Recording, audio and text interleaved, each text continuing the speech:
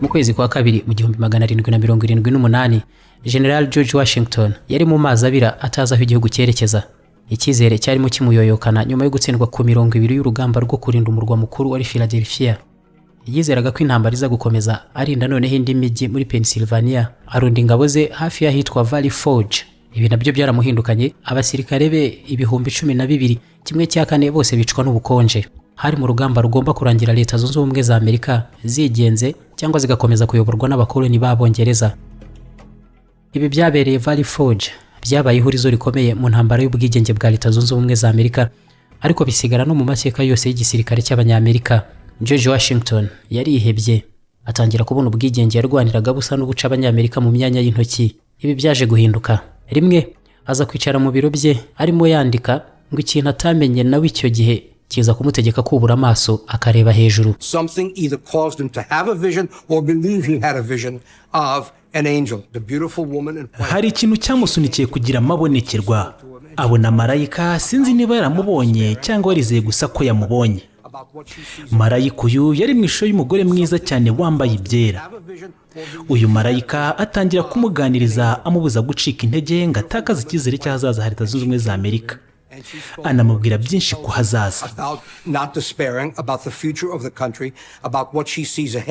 Mu binyamakuru by'icyo gihe abahuye na General Washington yabasobanuriye uko byagenze, ababwira ko aho yari ari hose hatashywe n'urumuri rw'ubwiza bwa marayika, kandi ngo yerekwe ibizaba byose kuri Leta Zunze Ubumwe za Amerika, ngo abone iki gihugu cyarimo kirwana no kubaho no kwigenga, cyaje guhinduka igihugu cy'ubuhangange burenze ubw'amahanga yose y'isi ndetse n'ibindi byinshi. Ati, Presently I heard a voice say, Son of the Republic, look and learn. Muhungu wa Repubulika, reba kandi wige neza. Aha ngo niho uyu marayika yahise yereka Washington mu mashusho agaragara neza yo mu bihe by'imyaka myinshi y'ahazaza ha Leta Zunze Ubumwe za Amerika, ngo ahishurirwe iki gihugu mu myaka 170 iri imbere uhereye mu 1778. Yeretswe iki gihugu n'ibizakibamo kugera mu 1948.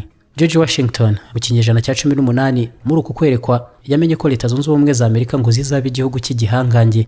Amenya ko uretse n'ubwigenge ngo kizaba igihugu cy'ubukungu butangaje mu isi n'ubuhangange budasanzwe bwa gisirikare.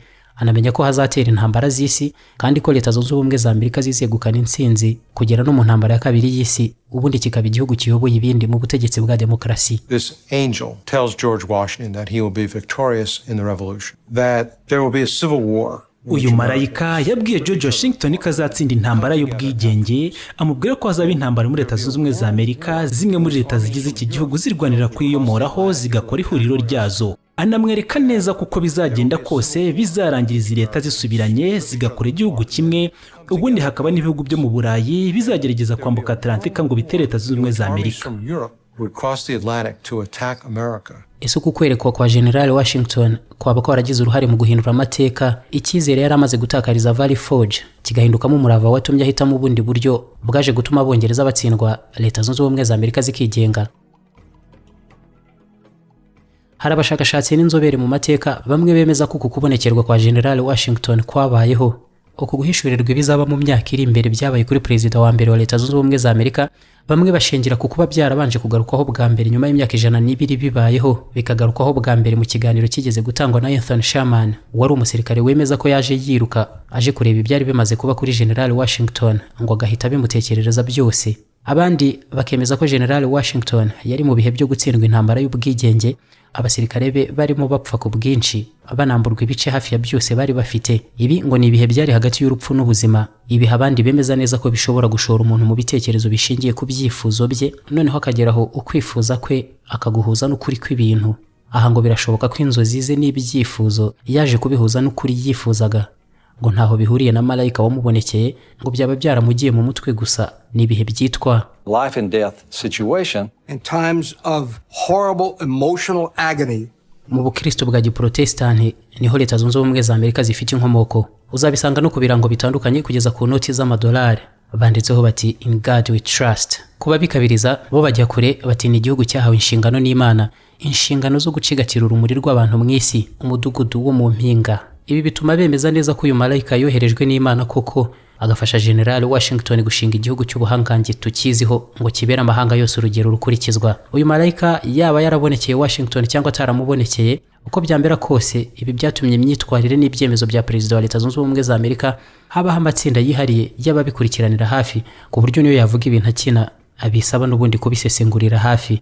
Imyitwarire y'igacungirwa hafi guhera ku bimenyetso by'umubiri, ingendo, imikanurire cyangwa uburyo yicaramo ndetse n'ibindi. Nubwo byuzuyemo amabanga n'ubwiru, ariko kandi ngo inzozi n'amabonekerwa y'abaperezida ba Leta Zunze Ubumwe za Amerika n'ibikorwa byagize ingaruka nyinshi mu mateka y'iki gihugu. Mbere yo gukomeza n'iki kiganiro mbanze nkwibutse kuba wegerera neza ku masoko yose yaho inganda z'ibyo ukeneye bibarizwa, ibicuruzwa kimwe n'ibindi bikoresho ukenera urabyihahira ubwawe unyuze ku rubuga ndio.com. kuva ku mashini z'inganda, telefoni n'ibindi bikoresho byose bikoresha amashanyarazi, mudasobwa n'ibijyana nabyo, kugera ku myenda n'ibindi bikoresho bya sport, ku rubuga ndio.com niryo soko rikubereye muri iki kinyejana. Nyuma ya George Washington mu 1778 haciyeho imyaka 100, undi perezida wa Leta Zunze Ubumwe za Amerika nawe agira amabonekerwa adasanzwe ku by'ubuzima n'urupfu. Amabonekerwa n'inzozi ze bitandukanye cyane n'ibya George Washington. Washington we yari amabonekerwa y'ibyiza, amahoro n'ubuhangange by'igihugu. Uyu we ibyo yabonye ni iherezo ry'ubuzima bwe kandi akicwa kiri mu mirimo ye nk'umukuru w'igihugu. Ni James Garfield. Uyu n'ubundi yari yatowe ku kinyuranyo cy'amajwi gito cyane cyaciye agahigo mu mateka y'amatora ya perezida muri Leta Zunze Ubumwe za Amerika. Garfield yabanje kuba hari umukene cyane, aza kuba umunyapolitike kugera ageze mu bushorishori bw'ubutegetsi aba perezida. Yarwanye inkundura kuri ruswa ngo asubize ubutegetsi icyizere cy'abanyamerika. President James Garfield watowe mu 1880 yaje kubona neza ibyuka azicwa ari muri uyu mwanya wa perezida wa Leta Zunze Ubumwe za Amerika. Byari ibintu biteye ubwoba cyane. Ubutegetsi bwa Perezida Garfield bwarimo ibibazo bikomeye cyane ku buryo abandi basanga nta buryo atashoboraga gutekereza ko azicwa, kuko ishyaka rye ry'abarepublikani ryari ryaracitsemo ibice bibiri, kimwe gishyigikiye ko perezida agira ijambo rya nyuma mu gushyira abashaka mu myanya iyo ari yo yose. Igice cyamenyekanye nk'aba Stalwarts ni nacyo cyarimo Charles Gito wamwivuganye ndetse n'ikindi bitaga aba Half Breed batari bashyigikiye iki gitekerezo. Hari guhangana gukomeye mu bya politiki kuri iyi ngingo ngo ku buryo nta cyari kubuza Perezida James Garfield gutekereza ko ashobora kwicwa. Yakomeje kubona neza icyafatwa nka video akibona arimo yicwa.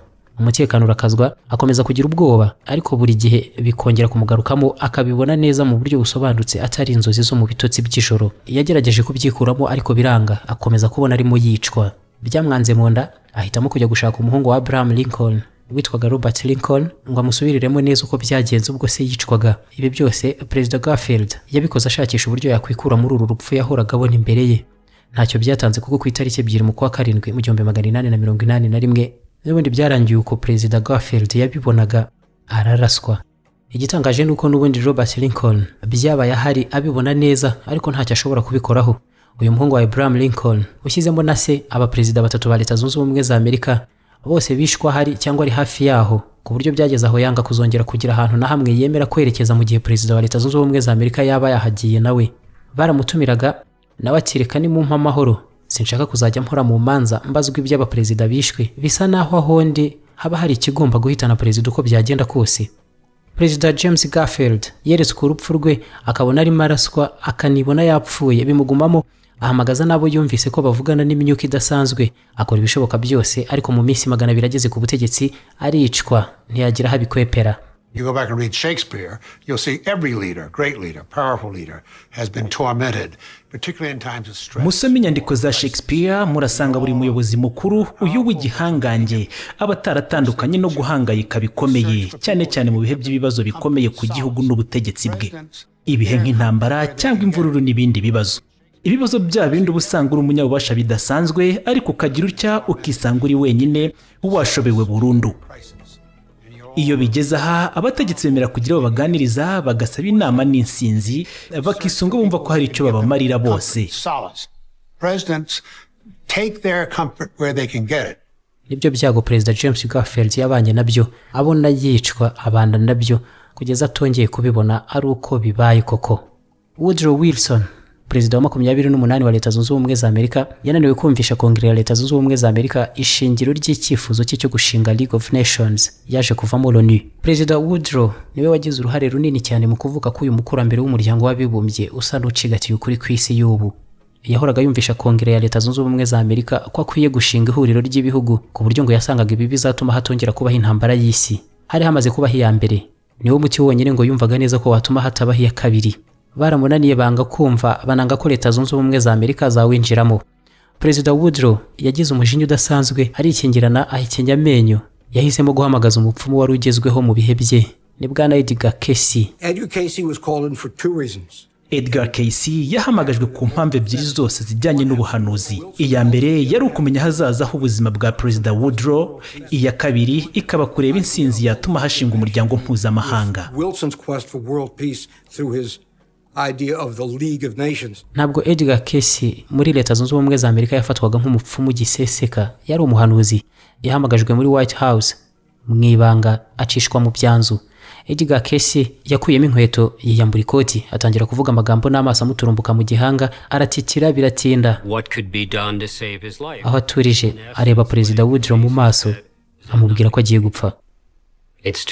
Ibibazo by'umutima n'ibibazo by'imitsi yo mu bwonko nibyo byari byibasiye Perezida Woodrow. Edgar Cayce yagiye ku buhanuzi bwa kabiri yari yahamagarijwe, asubiza Perezida Woodrow ko nta yindi nsinzi izabaho mu gihe Leta Zunze Ubumwe za Amerika zanze kujya muri uyu muryango mpuzamahanga, ngo hazabaho intambara ya kabiri y'isi nta kabuza. Nyuma y'ubu buhanuzi arangije araherekezwa aritahira. Perezida Woodrow koko yahise apfa mu 1924 n'intambara ya kabiri y'isi iraba nk'uko Edgar Cayce yari yabivuze. Nta banga ryabaye muri ibi, byose byabaye mu buryo bwari buzwi neza, byari byararangije kuvugwa binagarukwaho na Perezida Woodrow apfa abizi. Nari narivurije ahantu henshi cyane ariko byari byaranze. Nyuma kubw'amahirwe nza kugana ivuriro Eva Life, bampaye imiti ndakira neza, ubu nta kibazo mfite. Nari ndwaye prostate n'ibindi.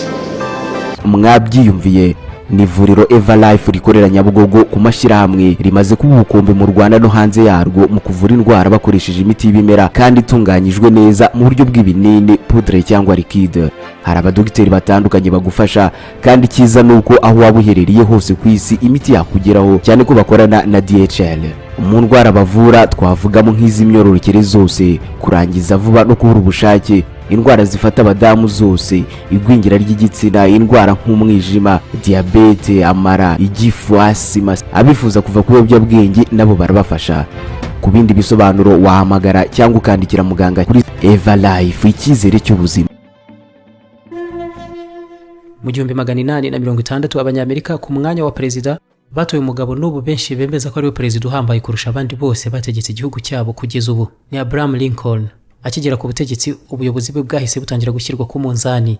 Bamwise umurepublikani wirabura, yaragambiriye guca ubucakara bwakoreshwaga abirabura. Nyamara imirimo y'ubucakara aha niho honyine ubukungu bwa Leta Zunze Ubumwe za Amerika busa n'ubwari bushingiye. Byatumye Leta zo mu majyepfo zihitamo kwivana mu ihuriro rya Leta Zunze Ubumwe z'Abanyamerika. Buri buke akarahira iryo joro yarayiwe muri Springfield muri Leta ya Illinois, noneho bugacya we n'umugore we Mary Todd bimukira ku murwa mukuru Washington. Mu kwezi kumwe gusa yaragiye kubona igihugu kigwa mu ntambara ikomeye igambiriye kugicagaguramo ibice byigenga. Yarifashe rimwe arushye akuramo ikoti ngo yirambike mu ntebe. Aho nyine hari hagiye kubaho ikintu kidasanzwe. Ngo yarahindukiye ku gikuta abona isura ye mu ndorerwamo yari hamanitse. Ahagumishije amaso abona isura ye igabanijemo kabiri kandi ikirahure ntaho kimenetse. Yongeye kwitegereza neza, ahamagara umugore we Mary Todd ngo azarebe. Uyu nawe ajya kuhagera byarangiye, isura yigaragara neza mu ndorerwamo. Ntabwo umugore we Mary Todd yamugishije impaka, yizeye ibyo yabwiwe, abahitamo kwicara ngo basesengure ibyari byo. Abati, buriya bivuze kuzongera gutorwa mu yindi manda. Iyi ya mbere ibintu bikagenda neza, noneho mu ya kabiri tukazagira ibibazo bikomeye cyane. Ibi byari itangiriro gusa. Perezida Lincoln yagize inzozi n'amabonekerwa byinshi cyane biteye ubwoba, kandi byose yabibonaga mu buryo bufatika, ku buryo yizeraga ko ari ibintu byose bigomba kubaho. Lincoln ibyo yabonaga byose yahisemo kenshi kujya biganiraho n'umugore we Mary Todd Lincoln, kandi byinshi byabayeho inshuro zitari nke. Biza gutuma buri gihe bahura babiganiraho bakanabyisesengurira ubwabo. N'ubuzima bari bamenyereye ku buryo babifataga nk'ubuhanuzi buva ku Mana. Mu buryo budasanzwe bapfushije abana babo b'abahungu 3 muri 4 bari bafite, bose bagiye bapfa ku myaka 12. Hasigaye umwe, Robert Lincoln, nawe wabayeho ubuzima bw'uruhurirane rw'ibintu bidasanzwe. Umukuru Willie yapfiriye muri White House mu 1862. Mary Todd icyo gihe yanze kwinjira mu cyumba umuhungu we yapfiriyemo, yanga no kureba umurambo we na rimwe. And Mrs. Lincoln was very much wrapped up in spiritualism and Madamu Lincoln yahise agana mu by'ububasha bw'imyuka idasanzwe. Yumva neza ko ari ububasha bwo kuvugana n'abapfuye, atangira guhamagaza abapfu muri White House no kuraguza. Byemezwa ko mu kwa kane mu 1863 hakozwe imihango muri White House. Mary Todd agerageza guhuzwa n'abana be 2 b'abahungu bari barapfuye, Edward na Willie. She had no problem consulting with mediums or inviting them. Ni ibikorwa yafashwagamo n'umupfumu Nettie Coburn Maynard. President Lincoln nta cyemeza ko ibi bikorwa yabifatanyaga n'umugore we Mary Todd, ariko byo birazwi ko inzozi ze zitari zisanzwe kandi yazifataga nk'ubuhanuzi. Lincoln nawe yakomeje kubona yicwa. Mu masaha ya mbere y'uko araswa ku itariki 14 mu kwa kane mu 1865 habaye inama y'abagize guverinoma. 2 mu bayitabiye bose mu nyandiko zabo bagarutse ku nzozi yarose nawe akaza kuzibaganirizaho. Izo nzozi zari ziteye zitya ngo hagati mu ijoro yabyucijwe n'induru y'umugore wari marira cyane. Arabyuka azunguruka inzu yose, ariko karenga icyumba yegera ikintu, induru z'abarira ziba nyinshi. Agenda ahura n'abagore n'abagabo barira cyane, abonamo umwe mu bashinzwe umutekano, aramubaza turiya bapfuye abantu barimo baririra ninde? Nawe aramusubiza ati ni perezida. Hari umuntu wishe perezida. Mu gihe yegera neza ngo arebe umurambo, ngo yumvira irindi jwi rityaye ry'umugore urira cyane, ahita ashiduka arakanguka. Ibi byose byari mu nzozi yari arimo abwira abo bahuriye mu nama y'abagize guverinoma.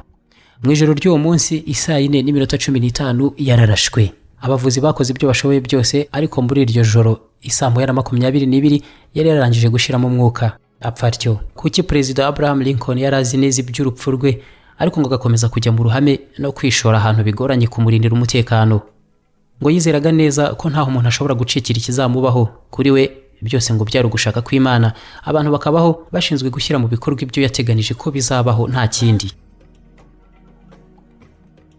Mu mwaka w'1840 muri Indiana, mu gihe abazungu bigaruriraga ubutaka bwari butuwe n'abahindi kavukira aha muri Leta Zunze Ubumwe za Amerika, umwe mu batware baba bahindi bo mu bwoko bw'abashani, Chef Tecumseh, yatsindiwe ku ruzi Tippecanoe atsinzwe na William Henry Harrison wari guverineri w'ibi bice bya Indiana. Ndetse Tecumseh aza no kwicirwa mu rundi rugamba bahuriyemo. Aha Tippecanoe rwari urugamba rwa nyuma rwemeza niba aba bahindi baguma ku butaka bwabo cyangwa se bakabutakaza. Baratsinzwe hagwa n'abavandimwe 2 b'umutware Tecumseh. Yaririye abantu be n'ubwigenge bari bamaze gutakaza ku butaka bwabo. Chef Tecumseh nawe yaje kwicwa n'ingabo za Harrison. William Henry Harrison atsinda intambara nyinshi zamuhuje n'aba bahindi, arambamara bimugeza ku mwanya wa perezida wa 9 wa Leta Zunze Ubumwe za Amerika mu 1840. Ibi byasaga n'ibirangiriye aho kuri aba bahindi b'abashani, ariko nabo ntabwo bemeye kuviramaho, ngo basize bavumye aba perezida ba Leta Zunze Ubumwe za Amerika. Umuvumo waje kubakurikirana mu buryo n'ubu bufatwa nk'ubutangaje. Niho haje kuvukira ikiswe Curse of Tippecanoe, umuvumo wo ku ruzi Tippecanoe. Hari abemeza ko Chef Tecumseh ari we wakoze ibi bitangaza byashingiriye aba perezida ba Leta Zunze Ubumwe za Amerika, ariko ntabwo ari we, ni mwene se Tenskwatawa. Uyu yaje no koherereza ubutumwa William Henry Harrison wari umaze kuba perezida, ati wamariye abavandimwe none abawe baratenga amayura abayoboye, ariko nawe ugiye gupfa, kandi nabyo ntibizarangiriraho. N'abandi bazitwa ko babayoboye nabo bizabakurikirana. Uzafata inshingano nk'izi wese muri mwe, buri mwaka uherwa na 0 azajya basenya urupfu rwe.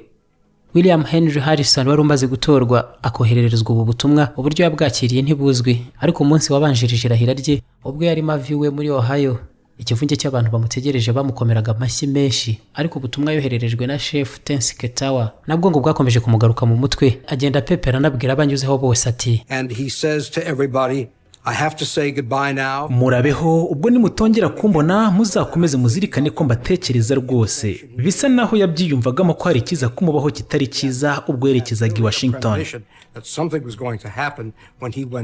Yakomeje urugendo agera ku murwa mukuru, ahasanga imbeho ikomeye. Ibi nabyo ntibyamukanga, ahavugira ijambo rirerire cyane ryaciye agahigo mu mateka yo kurahira kw'abaperezida b'iki gihugu. Ryari rirerire, isaha 1:45 mu mbeho ikabije n'amasimbi y'ubutita amuhuma amaso. Ntiyahivanye amahoro, yaharwariye umusonga wamuhitanye mu bisi 30 yakurikiye irahira rye ababaye perezida wategetse igihe gito mu mateka yose ya Leta Zunze Ubumwe za Amerika. Perezida William Henry Harrison yarabaye uwa mbere ku rutonde rw'abaperezida bari bagiye gupfa mu buryo buhura neza n'umuvumo wa Tenske Tower. Ni umuvumo ugarukwaho mu nyandiko z'amateka y'Abahindi kavukire muri Leta Zunze Ubumwe za Amerika. Chef Tenske Tower yabigenje ate ngo yafashe amabuye 20 ayakuye mu nda y'isi, buri buye rihagarariye umwaka umwe, ubwo ikaba imyaka 20, ayajugunya mu muriro ayatongera ati buri nyuma y'igisekuru kimwe umwaka uherwa na 0 perezida wa Leta Zunze Ubumwe za Amerika azajya apfa agifatiza inshingano. Ariko uko byakomeje kugenda kuva bitangiye, abaperezida barindwi bose bapfuye muri ubu buryo, umwe buri myaka 20. William Henry Harrison became president, and in 1840 he lived 30 days in office before he died. 30 days in 1841. Abraham Lincoln, elected 1860, shot in office. William Henry Harrison yabaye perezida mu 1840 apfa nyuma y'iminsi 30. Abraham Lincoln yatowe mu 1860 araraswa arapfa. Mu 1880 James Garfield araraswa arapfa. Mu 1900 William McKinley nawe araraswa arapfa. Mu 1920 Warren Harding arwarira muri aka kazi arapfa. Franklin D. Roosevelt apfira muri aka kazi. Bigeze mu 1960 John Fitzgerald Kennedy nawe apimwe urusasu mu mutwe arapfa. Ibi byerekeye mu 1980 bihagarira kuri Ronald Reagan. Died in office something poisoned. 1940 of course Roosevelt died in office. 1960 John Kennedy died in office. It's only broken when Ronald Reagan comes into office in 1980. Buri myaka 20 perezida wa Leta Zunze Ubumwe za Amerika yapfuye akiri ku butegetsi uhereye mu 1840, bikaba buri wese azi neza ko bihura n'uyu muvumo w'umuhindi Tenske Tower. Abatemera iby'imivumo bati ibi ni ibintu byahuriranye mu buryo butangaje gusa, ariko iby'imivumo ntaho bihuriye. Niba uwo muvumo wa Tenske Tower atari wo warimbuye abaperezida ba Leta Zunze Ubumwe za Amerika mu buryo buteye kimwe neza uko byavuzwe, buri myaka 20 bikagenda uko mu gihe cy'imyaka 140 yose, ubwo ko guhurirana nta kwibeshya na kumwe kubayeho, nabyo byashakirwa irindi zina ryihariye cyane. Hari abandi bashakashatsi badatinya kwemeza ko iby'uyu muvumo nta kundi byasobanurwa uretse kuba umwe mu mivumo koko yabayeyo mu buryo butibeshya. Reka turebe noneho byagendekeye bite perezida wa 8 ku rutonde rw'uyu muvumo, kuki utamuhitanye. Uyu ni perezida Ronald Reagan, yagiye ku butegetsi mu 1980, nawe byari hafi aho. Mu mwaka umwe muri White House mu 1881 nawe yapimwe urusasu.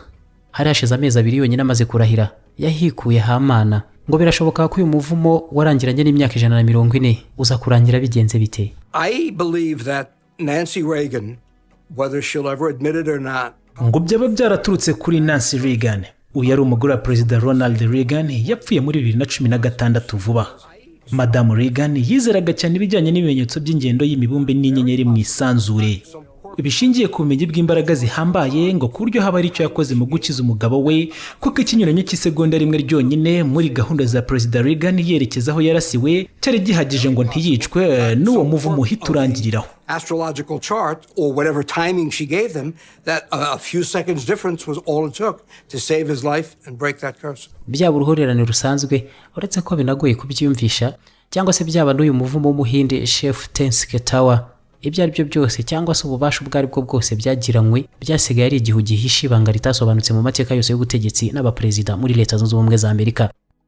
Niba haba abapfumu bahambaye kurusha abandi, hakaba habazi kwitegereza izuba, inyenyeri n'imibumbe, bakamenya gusobanura iby'ingendo zabyo zishobora guhuriraho n'ubuzima bw'abantu mu isi, abo ububasha budasanzwe n'ubumenyi bwihariye cyangwa abantu batekereza byihariye kurusha abandi, aba bose bahaye serivisi zabo zihariye abaperezida batabarika ba Leta Zunze Ubumwe za Amerika, ku buryo na perezida wa 32 Franklin Delano Roosevelt yagiye gupfa abizi neza ko nta kwezi kumwe kuri bushira adapfuye. Yaranazi byinshi mu bizabaho na nyuma ye, hari mu bihe byo kurangira kw'intambara ya kabiri y'isi. Hari umugore witwaga Jane Dixon, ngo wari ufite ububasha bwo kumenya ibyahazaza kuva gifite imyaka 3 yonyine. Ibyo yavugaga byose byari byo kandi byagiye bibaho koko. Perezida Roosevelt yabanje kumubaza igihe hasigaje ku isi mbere yo kwishora mu gufata ibyemezo byose ko hazaza aho Burayi bwari buvuye mu ntambara ya kabiri y'isi.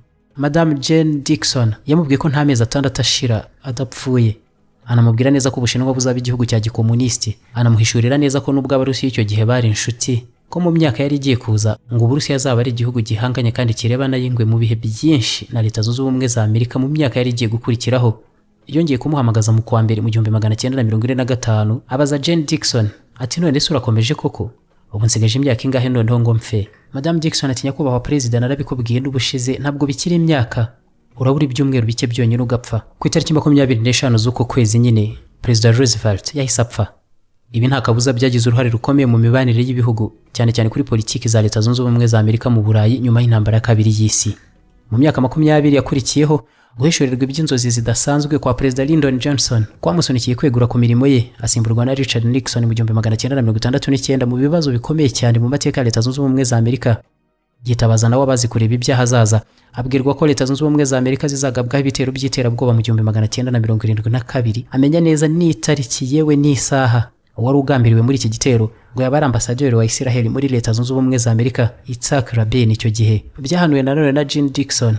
Ibi bitangiriro ryo gushinga imitwe kabuhariwe kurwanya iterabwoba ku butaka bwa Leta Zunze Ubumwe za Amerika. Hari abategetsi muri Afrika bakunze kugarukaho kenshi cyane mu bikorwa by'imyemerere itavugwaho rumwe, ndetse twabigarutseho no mu biganiro byatambutse, ariko bisa naho muri rusange abategetsi mu isi yose bahangayikishwa cyane n'ahazaza h'ibihugu bategeka ndetse n'ubuzima bwabo bwite inshuro ibihumbi byinshi cyane kurusha uko rubanda basanzwe baba banabitekereza. Ibisubizo bikazana n'izindi mbaraga izo arizo zose zaba zibaho mu bumenyi bw'ahazaza.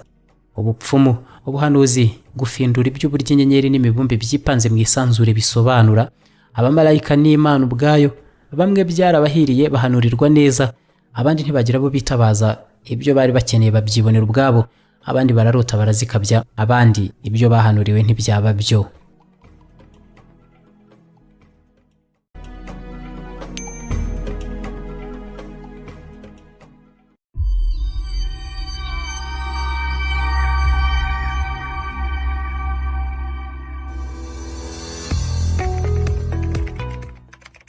iFix Technology Limited turacuruza kandi tukabakorera ibikoresho byose bya Apple. Mu gihe wahura n'ibibazo by'ibikoreshereze yabyo cyangwa se ukundi kwangirika, Mac computer, iPhone cyangwa iPad ni ibikoresho twe dufite mu bunararibonye bw'imyaka myinshi. Waduhamagara kandi kuri 0788442127. iFix Technology Limited, we are Apple devices experts. Waba wifuza sale nziza yo gukoreramo ubukwe, inama cyangwa ibindi birori bitandukanye? Gana Inzozi Park. Ese waba wifuza ahantu wasohokera ukishimana n'abawe? Muri Inzozi Park Bar Restaurant tubakirana ubwuzu. Muri Inzozi Park kandi tubafite n'izindi service zitandukanye nka decoration, sonorisation, kandi tunategurira amafunguro abahakoreye ubukwe, inama ndetse n'ibindi birori bitandukanye. Tunatanga service ya food catering ahariho hose. Izo service zose tuzibaha ku biciro byiza utasanga ahandi. Inzozi Park dukorera Gahanga kuri kaburimbo hafi ya Station Mereza. Inzozi Park, duhamagare cyangwa utwohereze WhatsApp kuri 078336 nari narivurije ahantu henshi cyane ariko byari byaranze. Nyuma kubw'amahirwe nza kugana ivuriro Everlife, bampaye imiti ndakira neza, ubu nta kibazo mfite. Nari ndwaye prostate n'ibindi. Mwabyiyumviye, ni ivuriro Everlife rikorera Nyabugogo ku mashyirahamwe rimaze kuba ubukombe mu Rwanda no hanze yarwo mu kuvura indwara bakoresheje imiti y'ibimera kandi itunganyijwe neza mu buryo bw'ibinini, poudre cyangwa liquide. Hari abadogiteri batandukanye bagufasha, kandi cyiza nuko aho waba uherereye hose ku isi imiti yakugeraho, cyane ko bakorana na DHL. Mu ndwara bavura twavugamo nk'iz'imyororokere zose, kurangiza vuba no kubura ubushake, indwara zifata abadamu zose, igwingira ry'igitsina, indwara nk'umwijima, diabete, amara, igifu, asima. Abifuza kuva ku biyobyabwenge nabo barabafasha. Ku bindi bisobanuro wahamagara cyangwa ukandikira muganga kuri Everlife, icyizere cy'ubuzima.